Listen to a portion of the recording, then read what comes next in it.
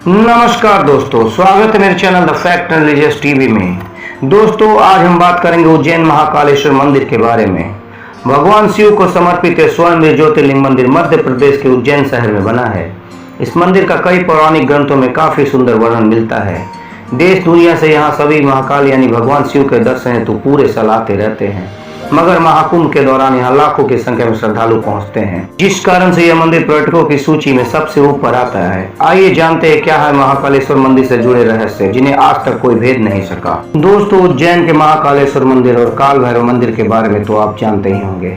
काल भैरव का मंदिर देश का ही नहीं बल्कि दुनिया का एकमात्र ऐसा मंदिर है जहाँ भगवान शिव को शराब पिलाई जाती है और जहाँ पूरी दुनिया के मंदिरों के आसपास शराब आदि की दुकानें हटा दी जाती हैं।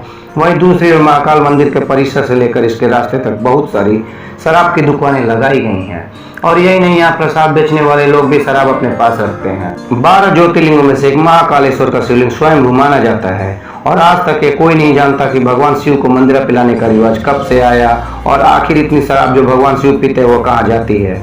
तो दोस्तों, आइए जानते हैं महाकाल से जुड़ी कुछ रहस्यों के बारे में।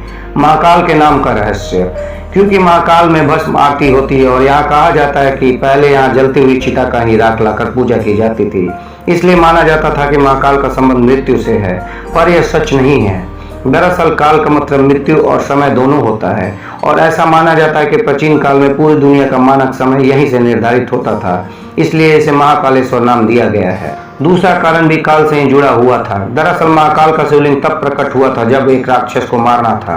भगवान शिव उस राक्षस का काल बनकर आए और साथ ही साथ अवती नगर अब उज्जैन के वासियों के आग्रह पर महाकाल यहीं स्थापित हो गए। यह समय यानी काल के अंत तक यहीं रहेंगे, इसलिए भी इन्हें महाकाल कहा जाने लगा।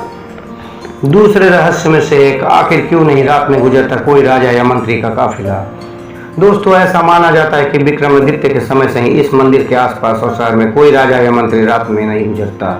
इससे जुड़ी कई उदाहरण भी प्रसिद्ध है, जिसके बारे में आपको जानकर आश्चर्य होगा। दरअसल लंबे समय तक कांग्रेस और फिर भाजपा सांसद ज्योतिरादित्य सिंधिया, जो ग्वालियर के राजा भी हैं, वो भी आज तक यहाँ रात में को नहीं रुके।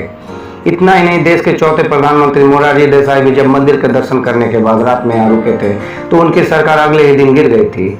ऐसा ही कर्नाटक के मुख्यमंत्री BS येदियुरप्पा भी जब उज्जैन में रुके थे तो उन्हें कुछ ही दिनों के अंदर में इस्तीफा देना पड़ा था। इस रहस्य को कुछ लोग संयोग मानते हैं तो कुछ लोग के मुताबिक एक लोक कथा के अनुसार भगवान महाकाल ने इस शहर के राजा हैं और उनके अलावा कोई और राजा यहाँ नहीं रह सकता। आइए जानते हैं तीसरी रहस्य, जो भस्म आरती से है जुड़ी। भस्म आरती की कहानी शिवलिंग की स्थापना से ही देखी जाती है। दरअसल प्राचीन काल में राजा चंद्रसेन शिव के बहुत बड़े उपासक माने जाते थे। एक दिन राजा के मुख से मंत्रों का जाप सुनकर एक किसान का बेटा भी उनके साथ पूजा करने गया, लेकिन सिपाही ने उसे दूर भेज दिया।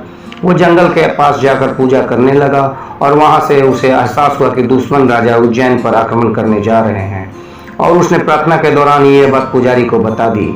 यह खबर आग की तरह फैल गई और उस समय विरोधी राक्षस दूषण का साथ लेकर उज्जैन पर आक्रमण कर रहे थे। दूषण को भगवान ब्रह्मा का वरदान प्राप्त था कि वो दिखाई नहीं देगा। उस वक्त पूरी प्रजा ही भगवान शिव की आराधना में व्यस्त हो गई और अपने भक्तों को ऐसी पुकार सुनकर महाकाल प्रकट हुए। महाकाल ने दूषण का वध किया और उसके राख से ही अपने श्रृंगार किए। उसके बाद वह यही विराजमान हो गए। तब से यह भस्म आरती का विधान बन गया। यह दिन की सबसे पहली आरती होती है।